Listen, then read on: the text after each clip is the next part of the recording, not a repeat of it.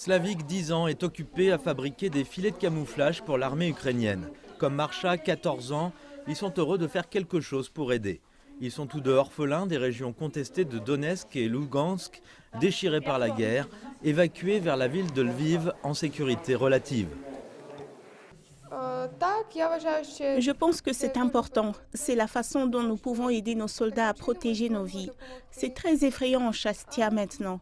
Elle a été lourdement bombardée, beaucoup de civils sont morts. C'est impossible de dormir là-bas car on n'entend que des explosions. Ils aident les soldats qui les protègent et cela les rend heureux. Beaucoup de nos enfants écrivent des lettres et envoient des dessins aux soldats qui combattent sur le front.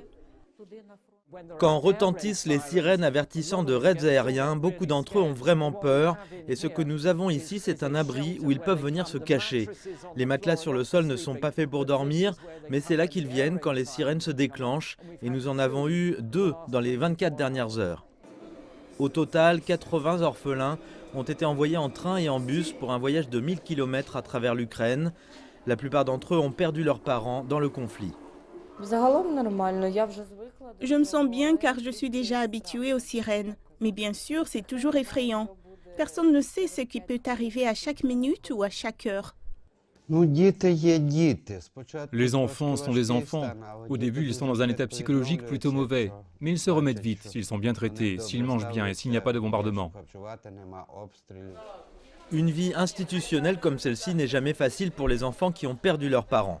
Au moins ici, ils sont dans un environnement sûr et sécurisé. Personne ne sait cependant si les combats et les bombardements viendront atteindre ce coin à l'extrême ouest de l'Ukraine. Alors que nous quittions l'orphelinat, nous avons pu entendre des chants venant du sous-sol. C'était le personnel qui se réunissait pour répéter des chants patriotiques. Il n'y a pas que les enfants qui trouvent ce conflit si difficile à supporter.